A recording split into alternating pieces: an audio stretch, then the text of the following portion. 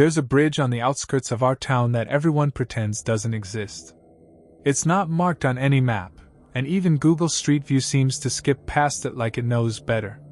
But every kid who grew up here knows it. They just don't talk about it. Not in daylight. Not while walking home alone. The legend goes that if you stand under the bridge at midnight and whistle a specific tune, 4 notes, rising then falling, someone will appear. Not a ghost. Not an animal. Someone. They say he always smiles. The summer I turned 15, my friend Marcus dared me to go. Not alone, we were both going. It was the kind of dumb challenge kids make up to impress each other, the kind that feels like a joke right until it doesn't. So, one humid July night, we snuck out and biked to the edge of town. There's no real path to the bridge. Just a steep slope through tall, itchy grass and a drop into a ditch that always smells like wet metal. The bridge itself is narrow, just concrete and rusting beams, and barely wide enough for one car. No lights. No railings. Underneath, it's darker than you'd expect. The air feels wrong, denser somehow, like it's pressing down on your skin. We stood side by side on the muddy ground, staring up at the underside of the bridge, our breath already shallow. Marcus looked at me and gave a nervous grin. "You remember the tune?" I nodded. We both whistled. 4 notes, up, up, down, down. It echoed off the concrete like it didn't want to leave. For a while, nothing happened.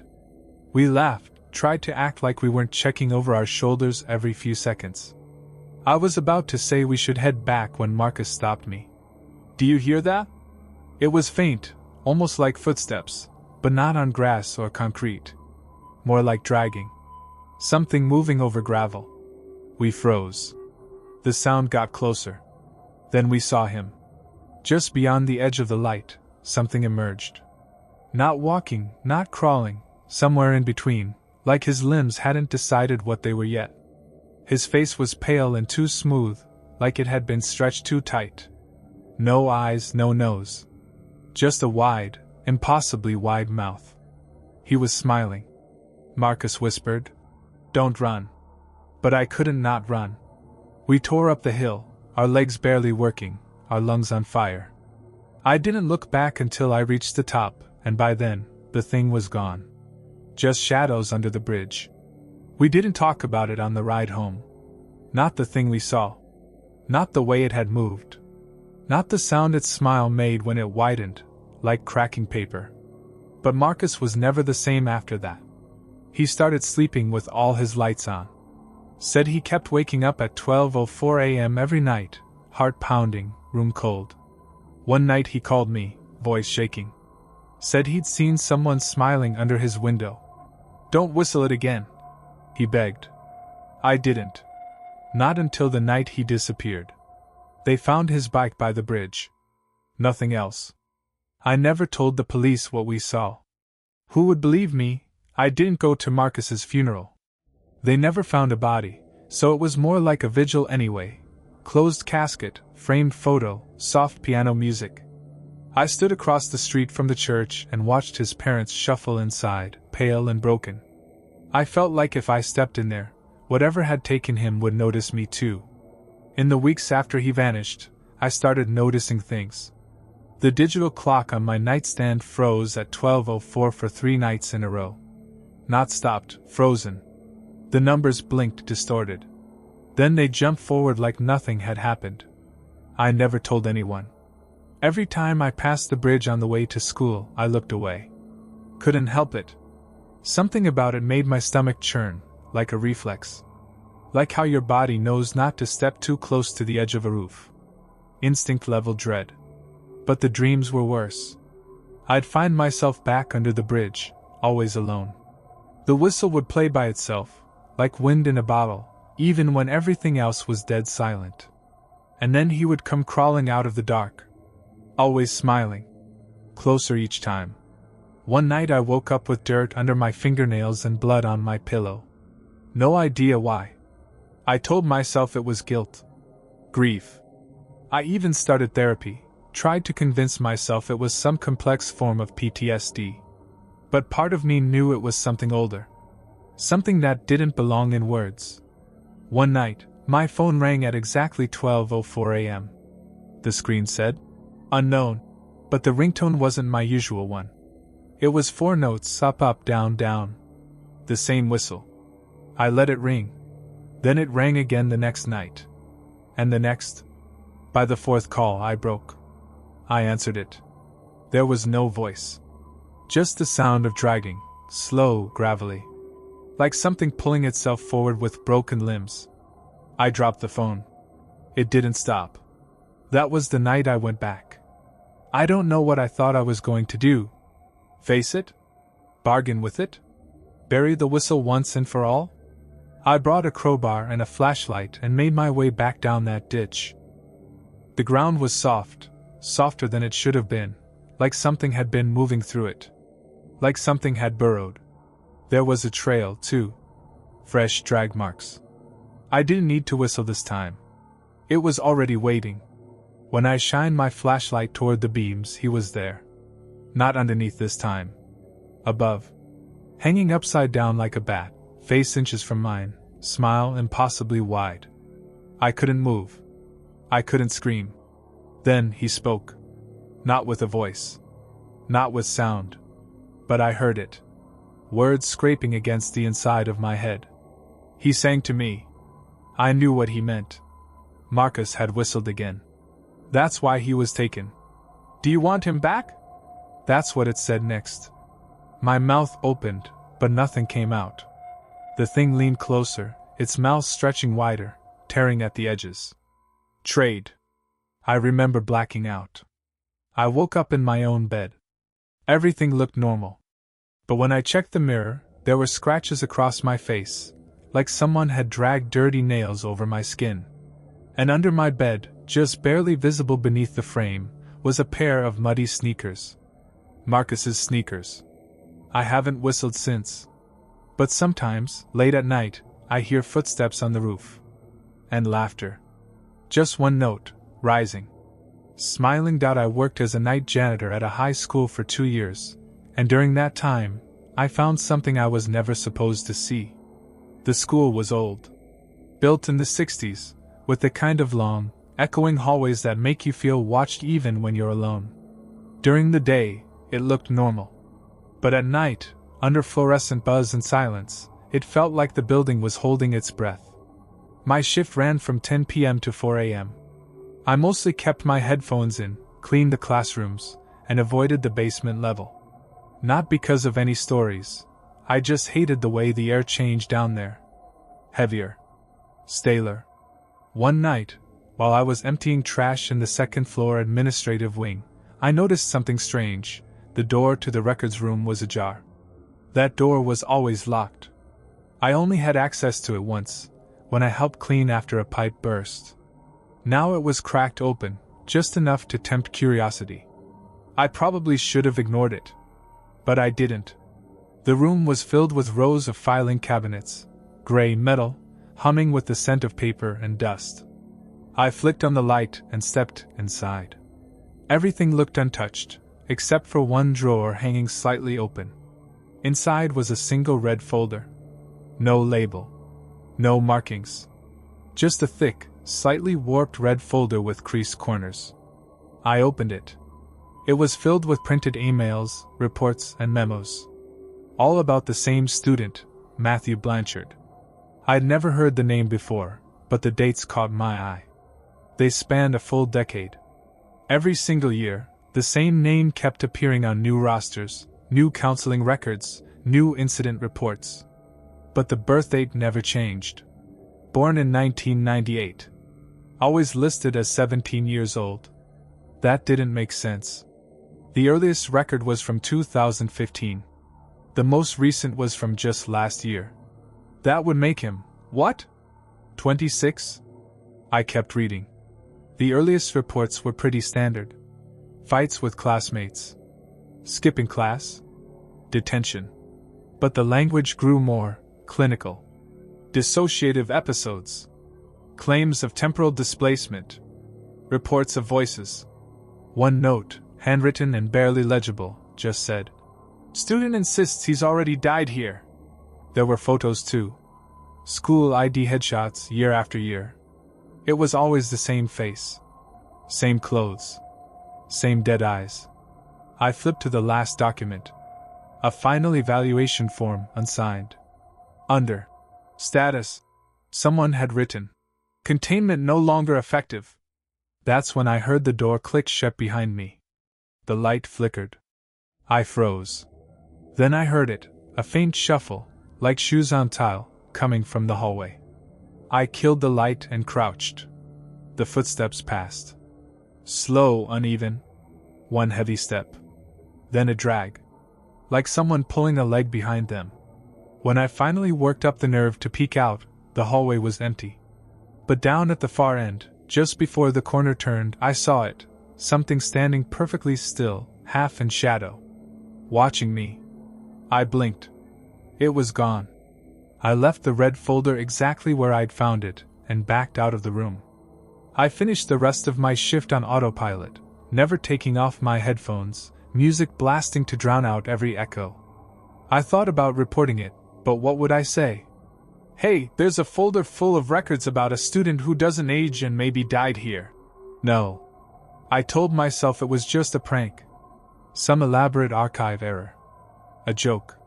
But the next night, when I came in, something was waiting for me on my janitor's cart. A photo. Black and white. School ID format. And underneath it, in red ink. Do you remember me now? I didn't show anyone the photo. I stuffed it in my locker and tried to convince myself it was just a leftover prop, some weird joke from a Halloween event or a student film. But deep down, I knew it wasn't.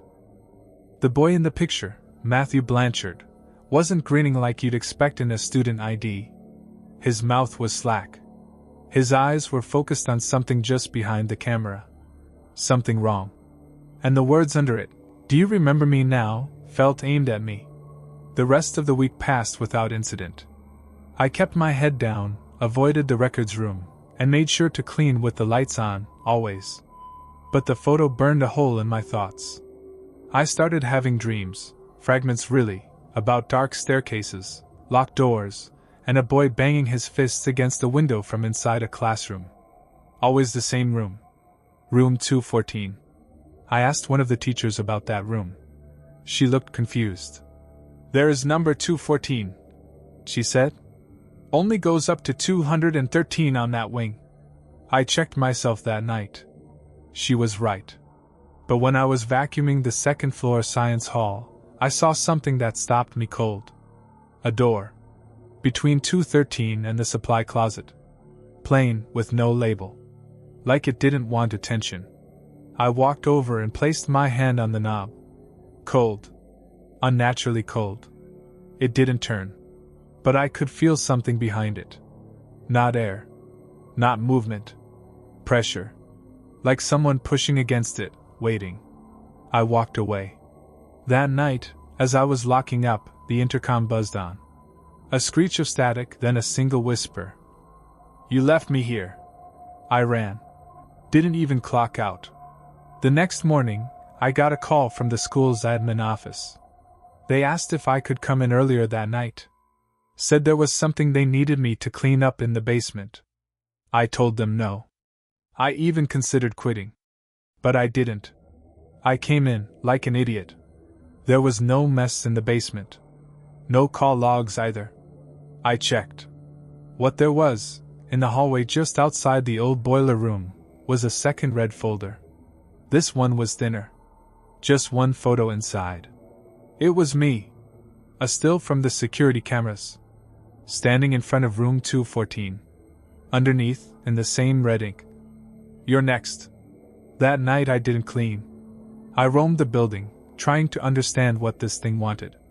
I checked the main office, the library, even the auditorium. But I kept being pulled back toward that hallway. Room 214 was no longer locked. Inside, the air was wrong. Too dry. Too still. There were no desks. Just a single chair facing the chalkboard, and a wall covered in photos. Dozens of student IDs. All of them with the same name. Matthew Blanchard. Different faces. Different years. but the name never changed. In the center of the board was a large photo of me, taken that night, entering the room. Then I heard it. Footsteps. Slow. Wet. Dragging. I turned. The door was closing. I ran, burst past it, down the hallway, out into the cool night air. I didn't stop until I was blocks away. I didn't look back. I never went back to that school. But sometimes, when I wake in the middle of the night, I swear I hear the buzz of an intercom in the back of my mind, followed by a whisper I can't quite make out. And last week, someone slid a paper under my apartment door. A new red folder. Inside? A new photo. Another school. Another janitor. A note in red ink. Now it's your turn to watch him. There's a house at the very end of Lambert Street that no one talks about. It's not abandoned, someone clearly takes care of it. The lawn is always trimmed, the windows clean. But nobody has ever seen the owner. No car in the driveway. No deliveries. No lights, not even at night. People whisper about it in the way kids whisper about quicksand or cursed video games. They say if you knock on the door, someone will knock back from the other side. Not right away. Later. Hours later. When you're least expecting it. I didn't believe in any of that. Until my friends dared me to spend the night there. It started as a joke. We were walking home from a movie, passing by Lambert like we always did, when Ben pointed to the house and said, "Bet you couldn't make it till morning." I laughed. "What's supposed to happen? The ghosts make me a sandwich?" "You'll see," he said. And something about the way he said it, flat, almost bored, made my stomach twist a little. So I did it. I came back the next night, just after sunset. Brought a backpack with snacks, a flashlight, my phone, and a portable charger. I didn't go inside. I wasn't that brave. I just sat on the porch, leaned against the door, and waited. Nothing happened for hours. Just the usual night sounds, wind, bugs, the occasional dog bark. Around 2 a.m., I must have dozed off, because when I opened my eyes, it was darker than before. Like something had sucked the color out of the air. My flashlight flickered. Then, very softly, I heard it. A knock. Not from the front. From underneath me. From inside the door. I froze. It wasn't loud. More like someone tapping with their fingernails. 3 short knocks. Then nothing. I waited. Nothing. Told myself it was the house settling. A raccoon. My imagination. But at 3:17 a.m., it happened again. This time from the window behind me. I turned fast, nothing there. Just my reflection in the glass. I stared at it for a long time, and for a moment, I thought it stared back wrong. Like my head turned slightly before the rest of me. That's when I decided to leave. I grabbed my bag and stepped off the porch, and noticed the grass felt too soft. Like it hadn't been walked on in years. When I looked down, there were no footprints. Not mine. Not anyone's. The whole lawn was pristine. I ran. Didn't stop until I got home. The next morning, I had a single new text message. No sender. Just a timestamp, 3:17 a.m. It said, "Why did you leave before I could show you?" I didn't answer.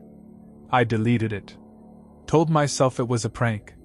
But that day at school, Ben didn't show up. Neither did Simon, the other friend who dared me. No one seemed to remember them. Not the teachers. Not their parents. Not even the principal. Their lockers were empty. Not cleaned out, gone. Like they'd never been installed. I tried to talk to other kids about them. They just blinked at me. Confused. Like I was the weird one. Like the names I was saying didn't mean anything. I started going through my phone. Photos. Messages. They were gone too. Not just deleted. Rewritten. Group texts now just had my name. Photos at the park showed only me, laughing at something off camera. That's when I noticed something else.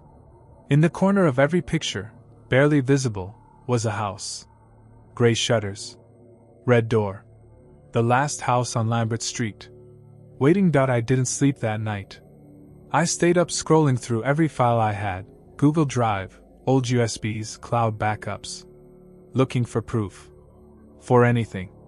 And I found something. An old video from 8th grade. The three of us, me, Ben, Simon, filming some dumb skit for history class. We were pretending to be time travelers. It was stupid, badly lit, and full of awkward middle school jokes. But at the 2:11 mark, something happens. Simon walks into frame, says his line, and behind him, outside the window, there's a house. Not just a house. The house. And in the window of that house, something standing there. Not a person. A shape. Pale and tall, like it was built wrong. It's just there for a split second. But it's enough. I stared at that frame until my eyes burned. That night I went back. I don't know why. Guilt, maybe? Fear. The sense that I wouldn't be left alone until I did. I didn't even bring anything with me. Just walked the dark streets until the house came into view again. It looked the same. Still no lights. Still perfectly kept. But this time, the door was open. I stepped inside. No hesitation. No logic. The air was thick. Not dusty like you'd expect. Just heavy. Wet. The kind of atmosphere that makes sound feel muffled. The front hall was empty. A table, a mirror, wallpaper that looked too clean. I walked forward. Room by room, the house swallowed me. No furniture. No light switches. Just rooms that felt paused. Like someone had left in the middle of living and never came back. Then I found the stairs. They led down. I followed them. The basement was vast, bigger than the house above could possibly allow. Endless concrete stretching in all directions. In the center was a single chair. And Ben. He sat perfectly still, eyes open, not blinking. Hands on his knees. Like he was posing for a picture. I shouted his name. He didn't move. Then I heard breathing. Not from Ben. From behind me. I turned. There were mirrors. Dozens of them. Hanging in midair, suspended on nothing. And in every one of them, I saw myself. Except one. In that one I saw Simon. But he wasn't looking at me. He was staring over my shoulder, mouthing something. I leaned in.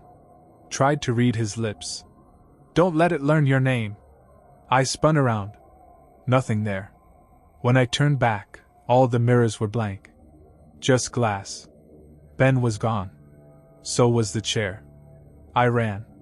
I don't remember how I got out, just the sound of my own heartbeat pounding in my ears. When I burst through the front door and hit the street, I felt something change. The air was wrong. Too quiet. Too still. I walked home, but it wasn't my neighborhood anymore. The houses looked familiar, but off, like someone had recreated them from memory and got the details slightly wrong. Mailboxes missing. Trees shifted. When I reached my house, the lights were on. Inside, my parents were eating dinner. But they didn't look up when I entered.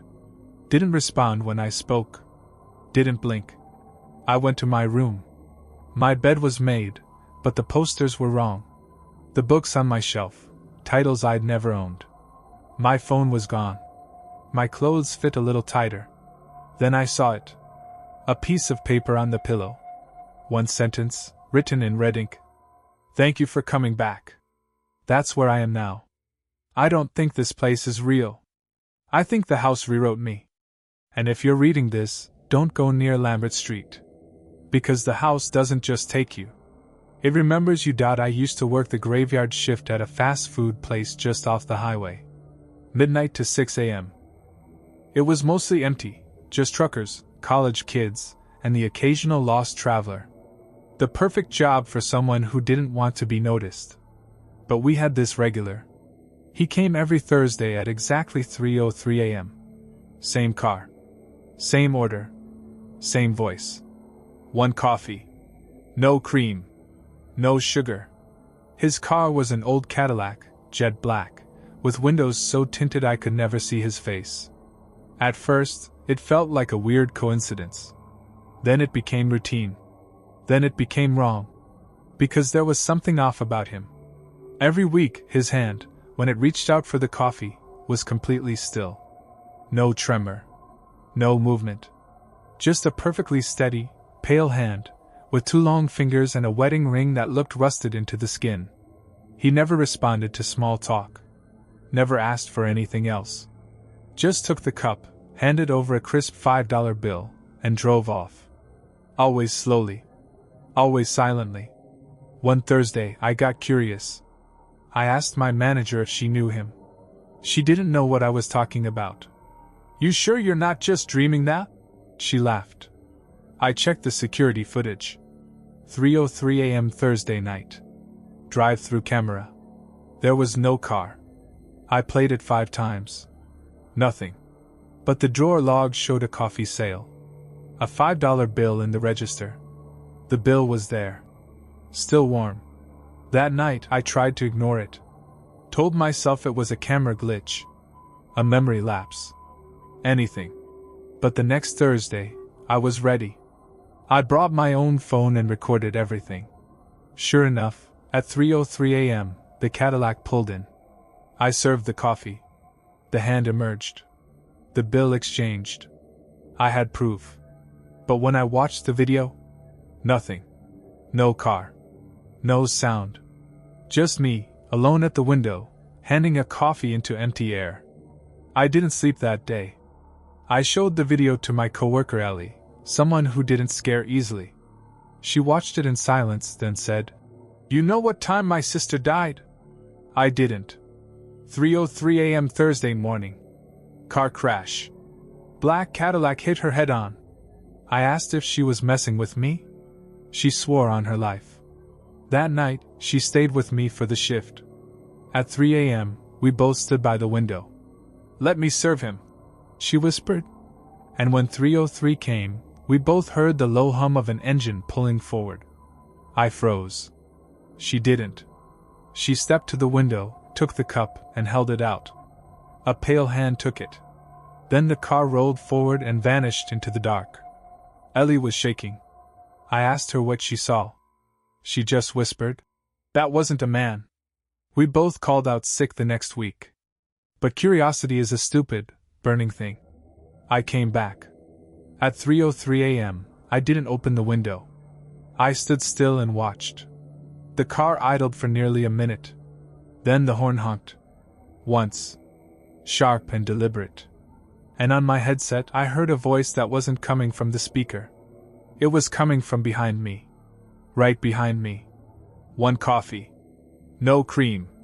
No sugar." I didn't turn around. I couldn't. Every hair on my neck was standing.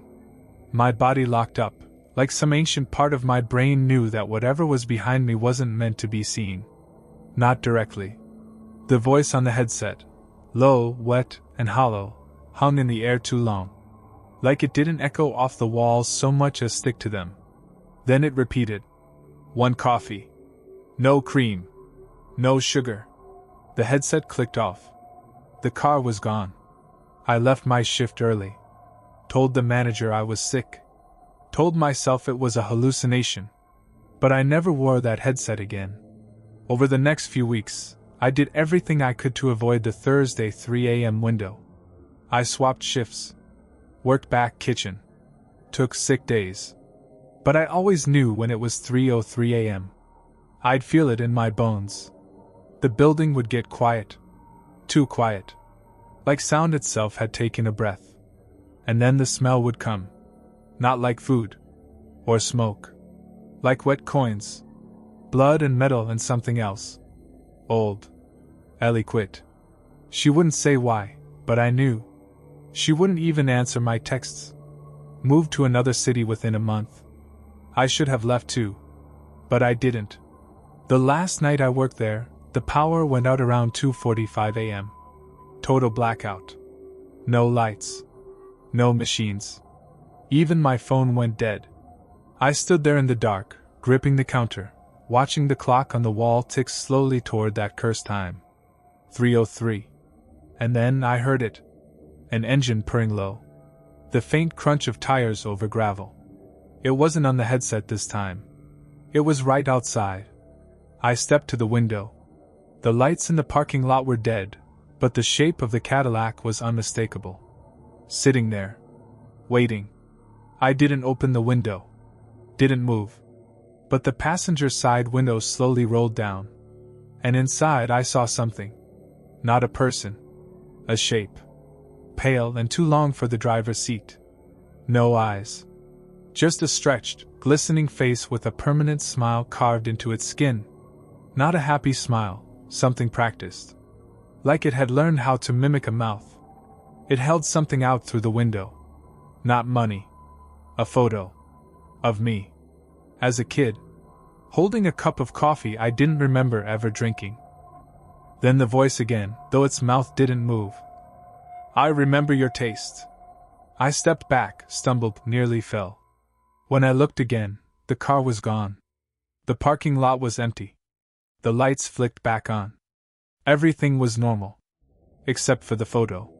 It was sitting on the counter now. I quit the next morning.